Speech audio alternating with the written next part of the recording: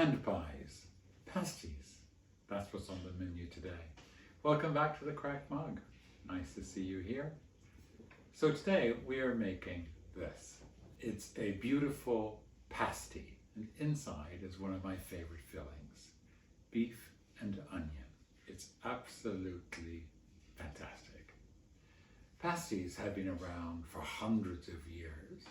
In the 1700s, they were taken by miners into the coal mines for their lunch. It was nutritious and very easy to handle.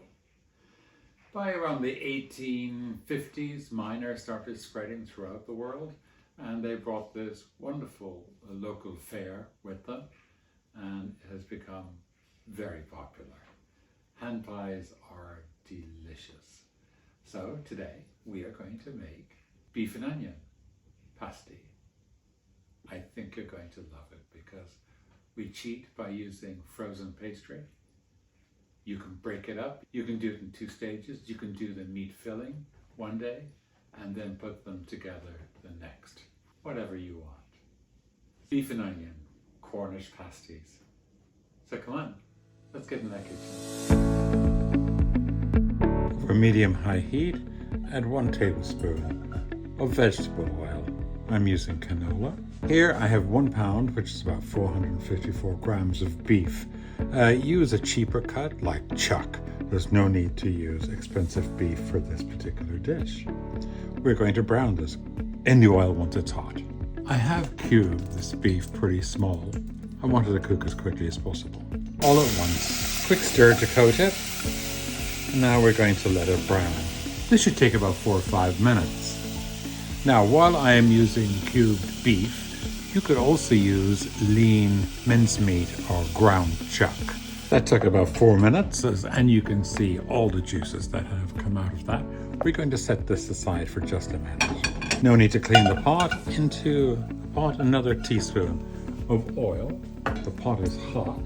To that, I'm going to add 1 large onion, which I have chopped. I'm going to saute these for 3 or 4 minutes until they become translucent. This has been 4 minutes. They've become translucent and they're beginning to take on a little color.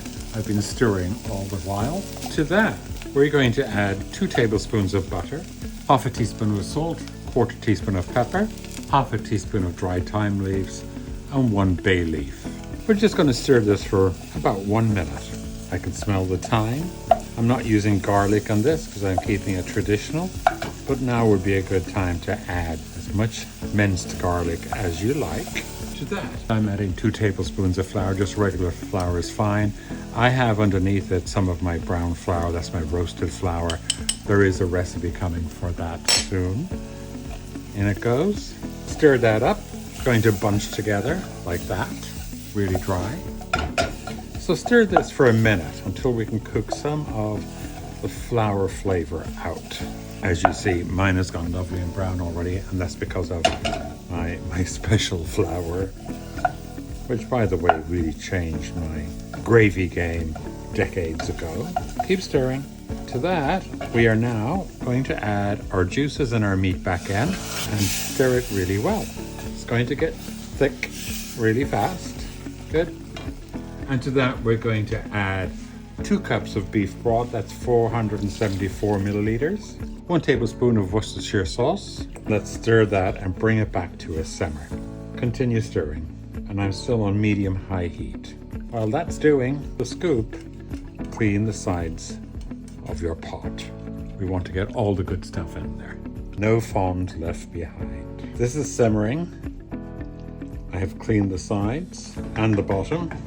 So I'm going to turn the heat down to the lowest point to retain a simmer. This burner is too hot. It's a big burner, so I'm going to move it to the back burner, which is smaller, and I'm going to put that one under low heat. That's much better. Perfect. That's a very gentle simmer. So I'm just going to put the lid halfway on it, and I'm going to simmer this for approximately 30 to 45 minutes. I'm going to come back, see how thick it's doing, and if the meat is getting tender or not. We'll be back. Right, so I gave this actually another 30 minutes. Now, I'm just going to look at it. It's a little bit thin. So I'd like to thicken it. I'll use a little cornstarch. Good time to take out the bay leaf. Using 1 tablespoon of cornstarch and 1 tablespoon of water. Don't want to add beef stock to this because it's already enough salt in it. About that much. Turn up to heat so it's bubbling again. Clean the sides. All right, that's thickened up nicely. I'm happy with that. And it'll get thicker as it cools. In Europe, they could have used the Bisto granules for thickening. It also adds color. But since we don't have that here, I am using a little of the kitchen bouquet. Maybe about half a teaspoon. It won't really add any flavor, but it will change the color. Turn this down to low again, and it'll make it just a little bit darker. Can you see that? Beautiful. One thing to do is to taste it for seasoning. All right, now taste this beef. The beef cubes are perfect, really tender, and the beefiness of this sauce is just incredible. We are going to let this cool before we make our pasties. You can do this 2 days before and put it in the fridge and have it ready to go, and then it's very easy to throw together. In fact, I'm going to let this cool completely, refrigerate it, and I'll come back to it tomorrow. See you then. I'm using a frozen puff pastry. So flour your board and open this out gently. Defrost your frozen puff pastry in the refrigerator overnight. Into your flour there. Flour both sides of your pastry. It's very cold and quite sticky. We just need to make it manageable. Just going to brush off the excess flour. It's 14 inches by almost 10. That is 35 centimeters by 24. We're going to make 4 out of this. So I'm just going to mark that halfway. You can use a sharp knife or a pizza wheel. It will also work. Straight down, no back and forth. Because if you saw it back and forth, you will seal the edges, and that's not good.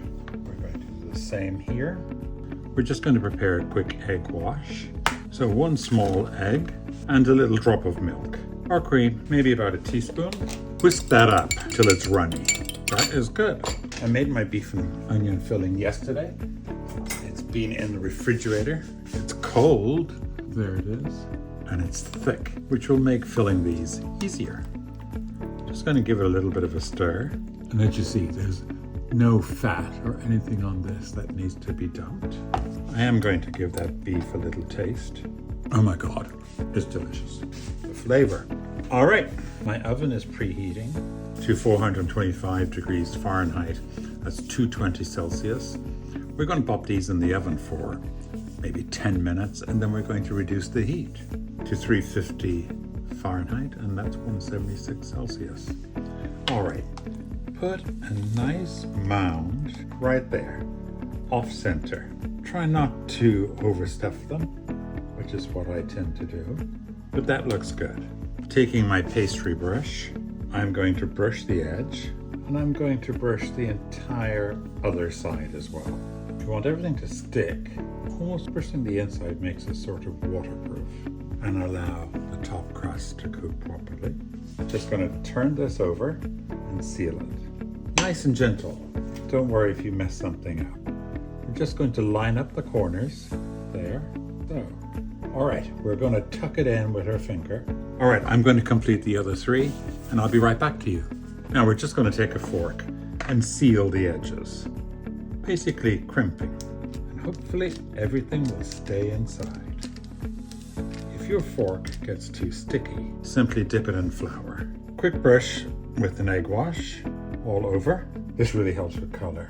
Lastly, we're going to make 3 little slits. I really filled a few of these, probably too much. I have a little flake salt, again, completely optional, that I'm going to put over the top. All right, into the oven, and we're going to decrease the heat in 10 minutes.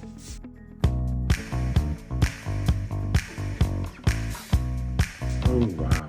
Look at those beauties. Oh my God. Bubbling through the holes perfectly fine. I had 1 slight leak here, but otherwise the edges held up really, really well. So no problem there. Look how much they puffed up. That was the blast of heat we put them into. Going to put them on the rack and let them cool for about 10 minutes. And then I'm going to dig into one. Just look at that. How thick it is. Oh my. It's going to be a long 10 minutes. Small spoon. I am going to push some of that filling back in. Just beautiful brown. And the bottom, gorgeous. Golden brown and crispy. Can't wait. Look at that. I have a little bit of my certain sauce here, which I love, but I'll try it without that first. It's a hand pie. No knife and fork needed. Hands and a mouth. It's so thick and it smells amazing. The pastry has puffed up so much. Oh Lord, oh my God. It's absolutely magnificent. What can you say about a hand pie? It's just a perfect pocket of deliciousness. The beef is tender. The flavor of the onion, the sweetness to it, but it actually seems to intensify the beef. It's perfect. I cut a little bit of HB sauce, which is tart. Amazing. I love my HB. The pastry is so flaky.